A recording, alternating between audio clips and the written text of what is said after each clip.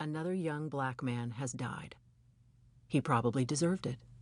Drug dealer or drug user. Or maybe just in the wrong place at the wrong time, but he should have known better than to hang around a drug corner at that time, right? If you want the courtesy of being presumed innocent in certain Baltimore neighborhoods, you better be unimpeachable. Someone clearly, unambiguously cut down in the crossfire. A 3-year-old getting his birthday haircut. A 10-year-old playing football. I wish these examples were hypothetical. I'm not claiming that I was different from anyone else in Baltimore, that I read those paragraphs and wondered about the lives that preceded the deaths. No, I made the same calculations that everyone else did, plotting the city's grid in my head, checking to make sure I wasn't at risk. Shot in a movie theater for telling someone to be quiet? Sure, absolutely, that could happen to me, although there aren't a lot of tough guys in the local art houses. Killed for flipping someone off in traffic? Not my style, but Tess could have died 1,000 times over that way. She has a problem with impulse control. But we're not to be found along East Lombard or Stricker or Mount or any other dubious street, not at 3 a.m. Even when I am in those neighborhoods, people leave my ride and me alone, usually. And it's not because I'm visibly such a nice guy on a do-gooding mission. They don't bother me because I'm not worth the trouble. I'm a red ball walking. Kill me, and all the resources of the city's homicide division will be brought to bear on the investigation. I'll get more than a paragraph, too. In fact, I think I'd get almost as much coverage as Gregory Yusuf, a federal prosecutor found stabbed to death last year. Perhaps I should carry a clipping of that case, too, for it was really Yusuf's death that changed my life, although I didn't know it at the time. But I'm not likely to forget Yusuf's death soon. Nobody is. The hard part would be fitting me into a headline. Artist? Musician? Only for my own amusement these days. Restaurant bar manager?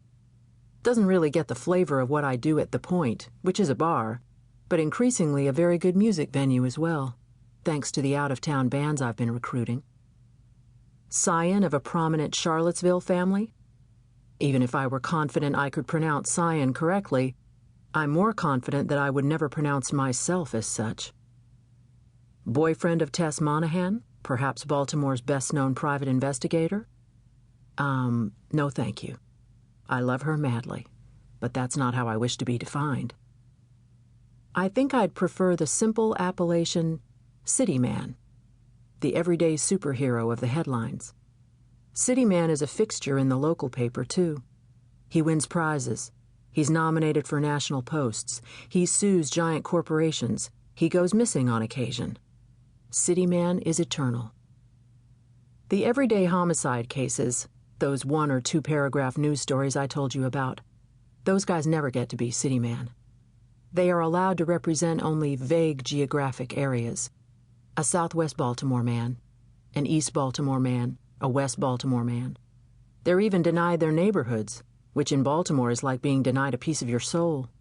They are not universal enough to be city men, not emblematic enough to be Collington Square man, or Upper Park Heights man, or even Pigtown man.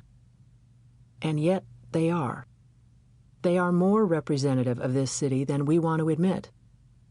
A homicide occurs here, on average, every 36 hours. In certain neighborhoods, homicide is a way of life, if you'll permit the oxymoron. Yet other neighborhoods assume that it's their right to remain untouched by this plague, and are horrified when the covenant is broken. A few years back, when Tess was still a reporter, a Guilford couple were killed in their mansion, and the city freaked. It was one thing for those people to murder each other. Quite another if they were going to start crossing the invisible boundaries, killing rich white people in their homes. Within 2 days, an arrest was made, and Tess told me a fake headline circulated the newsroom via the computer system. A relieved city rejoices. The grandson did it. A man was found shot to death in the 2200 block of East Lombard Street late last night. Police arrived at the scene after a neighbor reported hearing a gunshot in the area. Those with information are asked to call. Just another little death, unless you know the big picture.